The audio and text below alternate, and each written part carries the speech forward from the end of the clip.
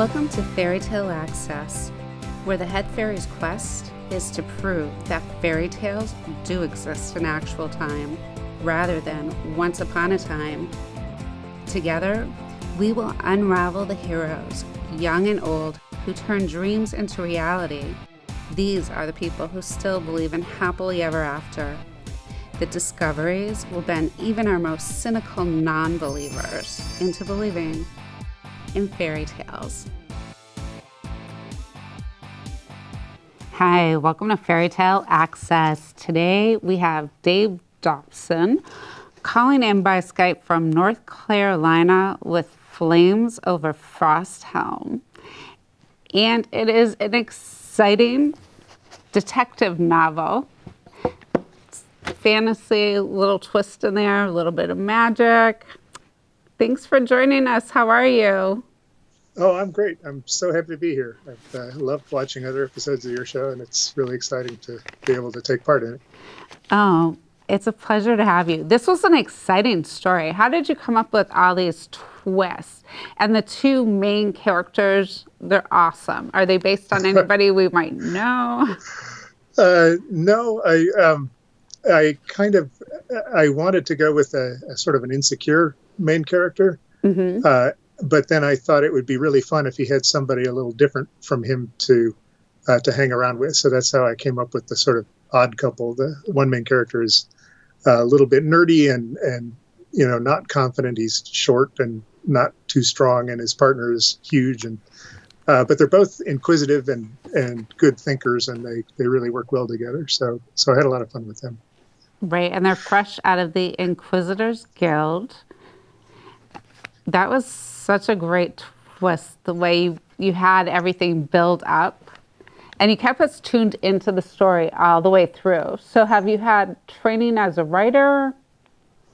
Well, I've been writing. This was my first novel published back in 2019, but I've been writing stuff, stories and that kind of thing all the way back since I was a kid. I used to love to come up with stories. And then I've done a lot of role-playing games, which are very story-based, and I also do improv comedy every week. So that, I think, helped me develop some of the dialogue and the characterizations, because in improv, you never really know what's coming, so you just have to try to respond naturally. And I think that helps with certainly with writing dialogue.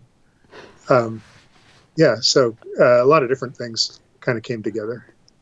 Well, if you do improv and you don't know how it's going to turn out, how did you come up with the lines that these guys use? Because there were so many funny moments where you actually laugh out loud. And then I just can't imagine, like, the transition. Well, it's, I spend a lot of time hanging out with comedians, and you get used to how they think and just how they're frequently looking for something funny to say. And that can be a little bit dangerous if you're writing, because you don't want the book to turn into just, joke after joke. But if you have the luxury of hanging out with really quick, smart, funny people, then I think that rubs off, at least on the writing, a little bit. I hope it does. When we're after a show hanging out at the pizza restaurant and just talking about anything, basketball, politics, movies, everybody's always just, it's one of the most fun groups. I think anytime you can find a group of people who are doing something silly, who really love doing it, then you're going to have a really good friend group. And in my case, that's helped me with the writing. What about the world building? Do you travel a lot?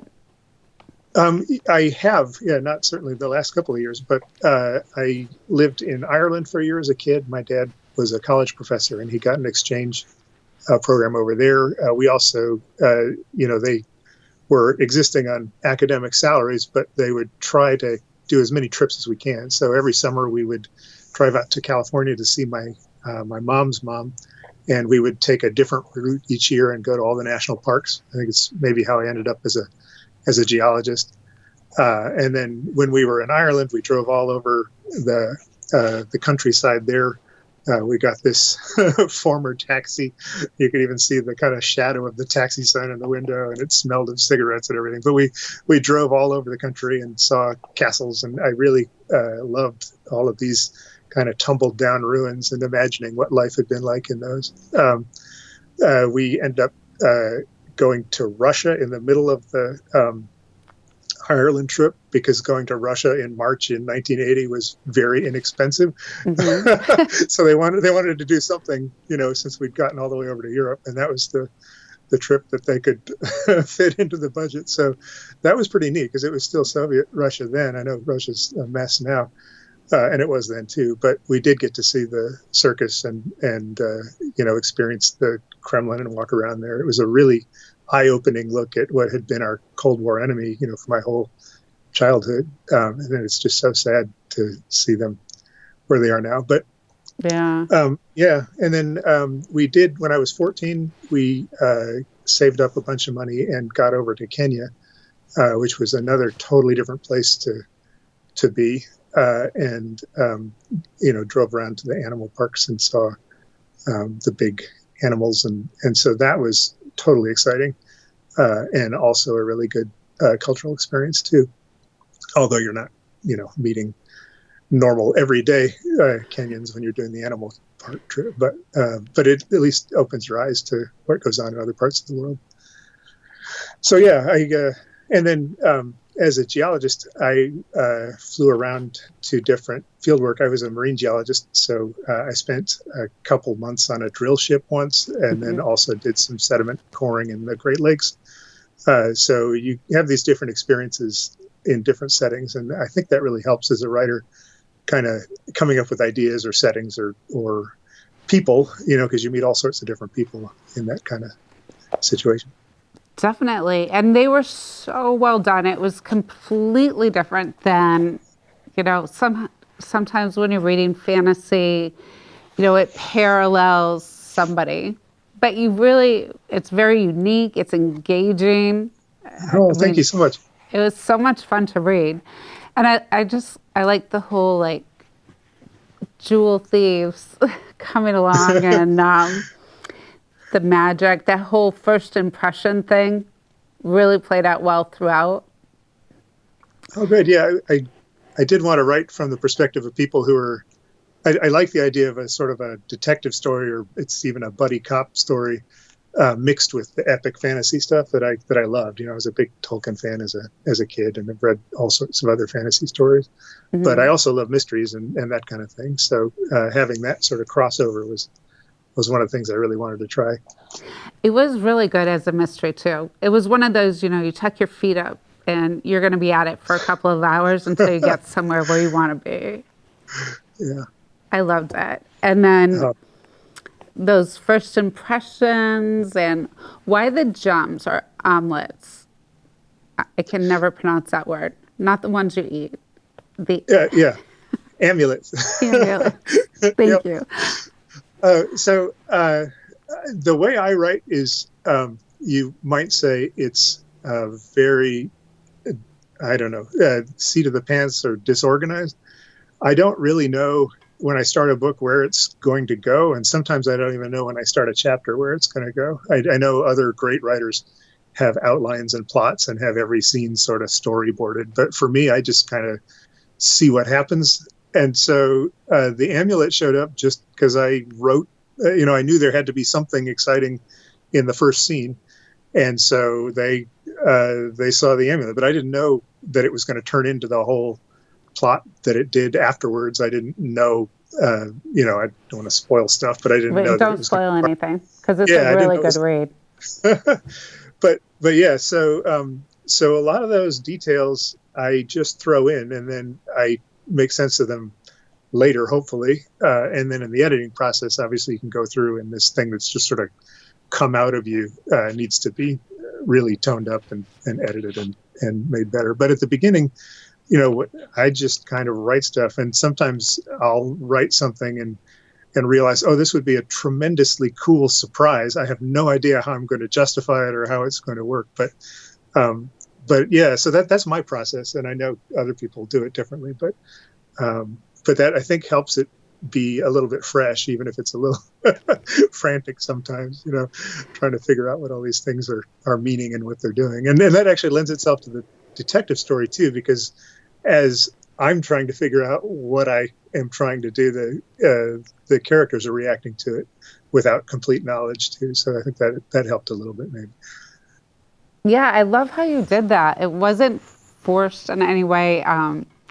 The flow was really nicely, banter between people was really key. It was just so funny at points, and other times you're like, whoa, that could be bad. Because some people just really don't know how to make friends. Yeah. Well, I'm a little bit of an introvert myself, but I look out at people having fun with friends, and the close friends I have, I certainly really cherish. So I think that's important, and it makes the characters more relatable, and it gives them people to talk to, which really helps the story move along, as opposed to if it's all just happening in somebody's head. You can't do as much with different ideas and investigative pathways or that kind of thing. Wow. And you also wrote a popular computer game, Snood. Yes. So that some people will remember that from the early 2000s. It was a game that was, I released a shareware in graduate school, and shareware was the distribution model back then, where you just relied on people kind of giving it to their friends or sharing a link to the website or something like that. There were barely even websites at that point. It was 94 or 96 when I released it. Yeah. And I had a little bit of web space as a grad student on the University of Michigan server. So I set up Snood there, and it turned into this really big thing. We ended up having, over 20 or 30 million downloads of the game in the next few years. And very few of those people paid for it, but it did make it around the world. And it was really fun. The really cool thing was I released it. I had released a couple other shareware games before that hadn't really gone anywhere, but Snood took off. And that first year when I was still living in Michigan, people weren't used to paying for things on the internet. Mm-hmm. So people would send me postal letters. And so I'd go out to the mailbox and, get an envelope with a crumpled up $10 bill in it or something, or, a check.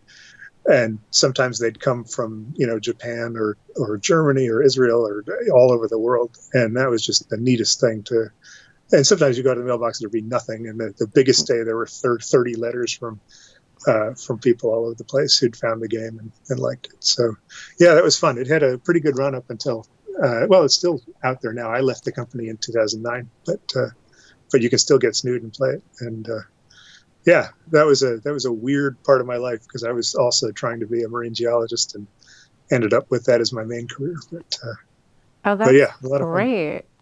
Yeah.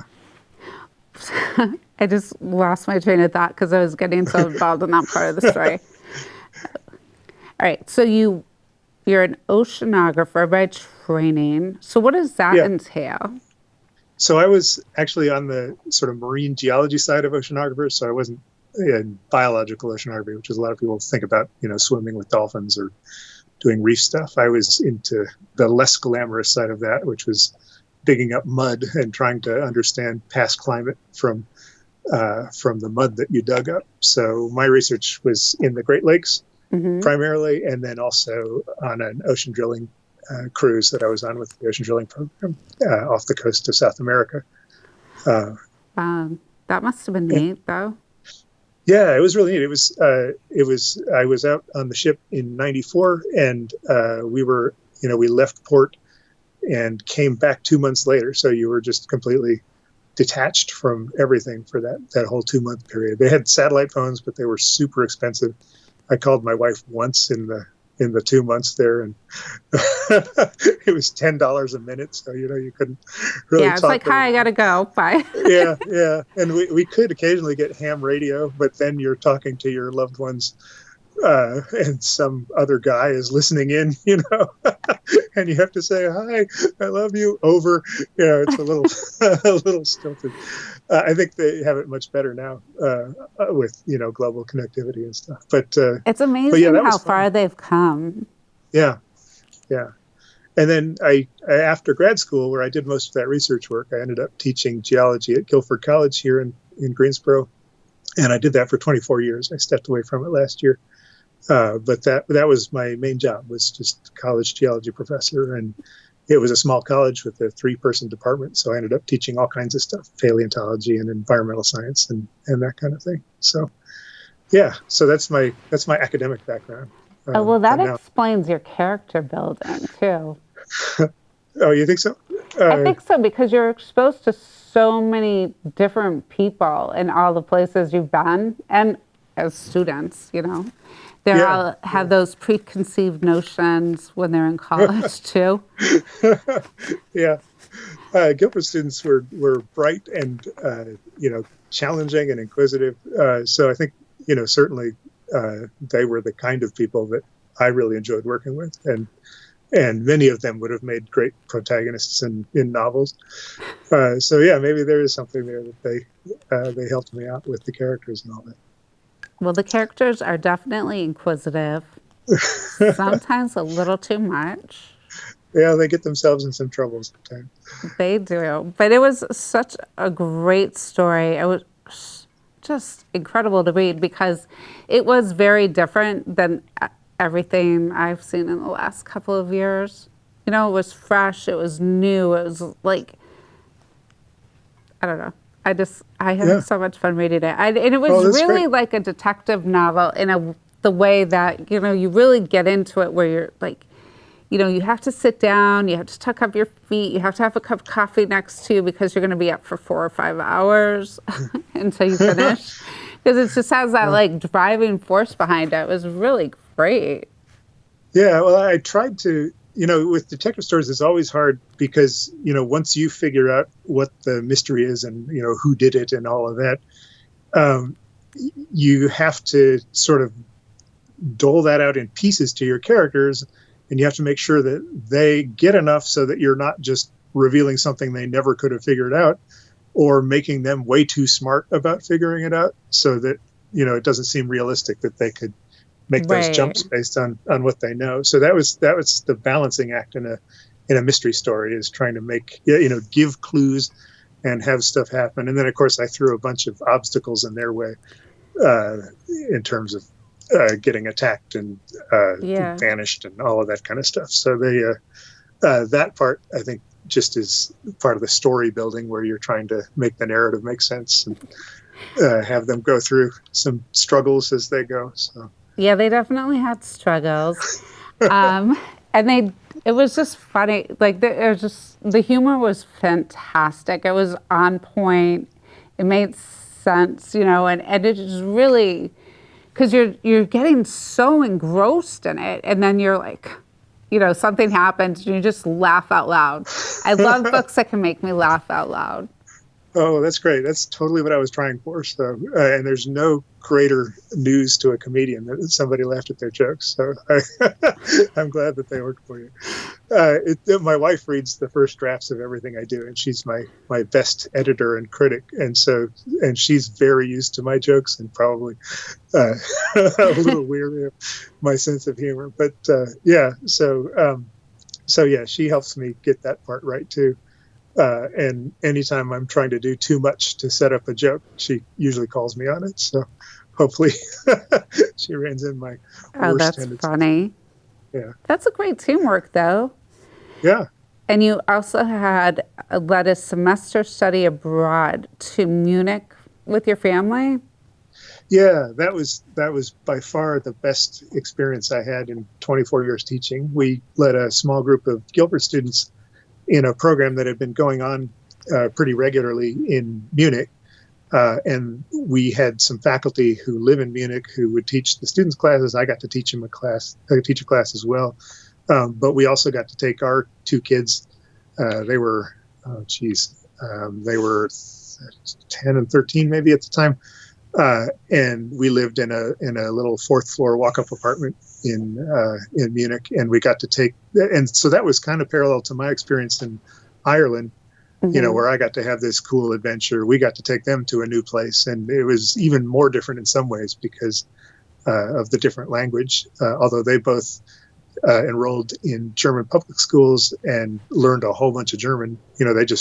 They started out knowing a little bit. We tried to prep them some, but yeah, they found their way through peer groups, and then a lot of the Germans speak English really well, so that was helpful for them too.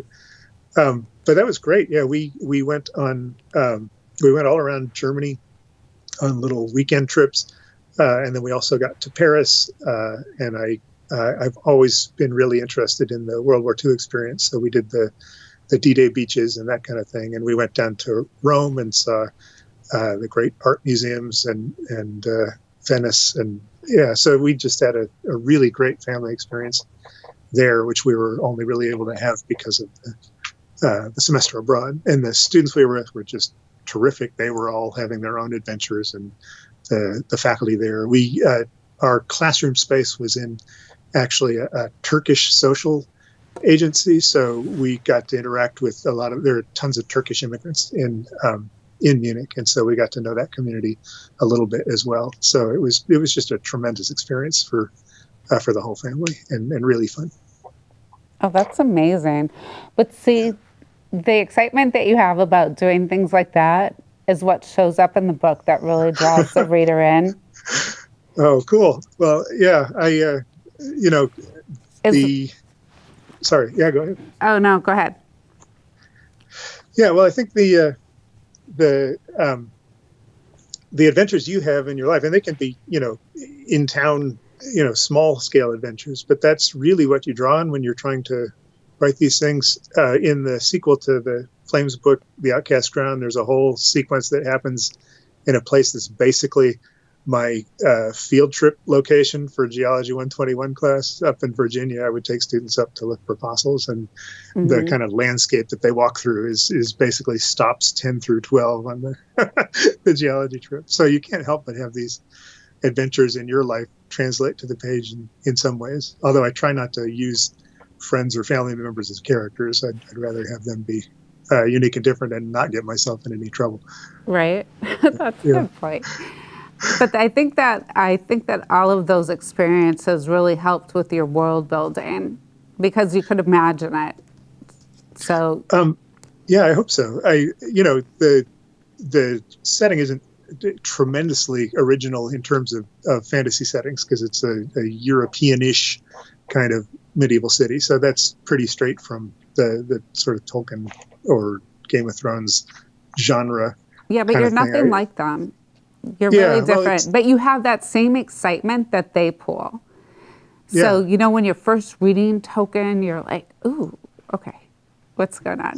I don't know. I just really enjoyed the whole experience of it. It was more, it's like there's some books that you read and they're like, yeah, that was a great story. This was a really good experience. Hanging out with these two guys who are quirky, had funny things going on, and then, the seriousness of like what they were after was good. It was such a good mix. Oh, well, thank you so much. That's really what I was trying for. I didn't want to write just a straight sort of comedy thing. And I wanted the stakes to matter to the characters and for the challenges they went through to be important, and, for there to be some loss and heartache and all that. I really wanted it. The Princess Bride is my sort of ideal example of that kind of story where it's funny and has a neat adventure, but the story itself matters too. And so even if you're having fun with the characters or the dialogue or that kind of thing, you really care about what's happening. And so that's what I was trying for. And I'm really glad it seems to work for you. Yeah. I mean, one of the themes that ran throughout that I saw was like first impressions. Yeah, they have to. I mean, they're trained detectives, so they are always analytical. And so whenever they see somebody or step into a situation, they try to figure out, okay, what's going on here? How do I need to react? What do I need to be ready for? And sometimes they're totally wrong about that. The scene at the Red Rabbit is one of the. But yeah, so that actually helps you set up both scenes that work in terms of moving the plot forward, but also some of the comedy as well is when they get that totally wrong and misinterpret what they're seeing. Yeah, that was a great theme. Not too serious, but serious in a way that, you have to like kind of stop sometimes and think before you act. Yeah, yeah. Or think Yeah, before you just jump in and go, oh, it's nothing. Yeah. yeah. Well, Martin was much more likely to think too much before acting, and Boog was much more likely to just act and have to deal with the consequences. So that's another place where the two characters are a little different. Yeah, but they were Yeah. great characters, fun adventure, great support staff, you know. Every, Yeah. all the characters were really well developed. And I like that it wasn't, like really wordy about anything. It just had a great flow. I knew where I was. I knew where I might end up. And some of them were like, oh, what? Oh, that's so great to hear. Yeah, I'm really glad you enjoyed it. I had a lot of fun imagining what a detective agency, kind of a government-sponsored detective agency would be like in a medieval city. I don't know that actually happened in the real world, but Right. in Frosthelm, setting that up so that you have this small group of detectives and then the bigger sort of more military forces, the city guard and the brigade. That was that kind of world building was really fun, and trying to make it make sense. And then of course I give the Inquisitors Guild the augurs pool, which lets them do a little bit of magic to try to solve puzzles. So and then there's not a ton of magic, but a little bit of magic throughout the book, and then it becomes a little more important as the story goes on. So all of those elements are things that I love. So I had a lot of fun adding them to it. Yeah, you can tell because it just really went into the story. It was fun to read, David. Well, just seeing how kind of beat up the book I sent you is there with all of the kind of folded pages and stuff. Yeah, I was like, Feels really wait. good. I know. I Yeah. tried to flatten it back out though. Oh no, that's fine. Seeing it that way makes me know that you went through it and cared enough to read the whole thing, and that's all an author ever really wants. Oh yeah, yeah. You can't not read the whole thing. It's one of Yeah. those ones that you have to follow through. You just get invested. Oh well, that's great. I'm so glad to hear it. Oh, my pleasure. Well, thanks for sharing so much information about how you came to develop the series, Flames Over Frosthelm, and how many will be in the total series? I don't know. I've been writing them mostly as standalone mysteries, so I have 3 more I can hold up here. And so I try to get them in front of the camera there. Oh, yeah. So they actually, it's an interesting thing that I thought of doing. The Martin is the narrator character in Flames Over Frosthelm, and his partner is Boog. Well, Boog is the narrator in The Outcast Crown, and it's a totally different story and mystery, but you get to kind of hear his voice and his internal thoughts. And then the Woling Lass, I don't know if you remember the character Garan, who is a little bit of a obnoxious noble guy. He's the narrator character in the 3rd one. So I keep, as I do these stories, I sort of move around in the guild. I didn't want to have what I think of as the John McClane problem in Die Hard, where too much stuff happens to one person and it starts being not very realistic. So I like having the sort of switching character and different mysteries and adventures. So as long as I can keep thinking up stories and people to, experience them, I think I can keep it going. So I don't have a number in mind, but I'm up to 4 now and having fun with it. So. Oh, that's great. Well, I can't wait to see the next ones. Thank you so much for sharing it with us. Well, thank you so much for having me. This has been wonderful. I really appreciate it. My pleasure. Until next time, keep asking questions. And if you need a really good detective novel that'll just keep you engaged, Flames Over Frosthelm with author Dave Dobson will not let you down. And you might even crack a smile or 2. We'll see you soon.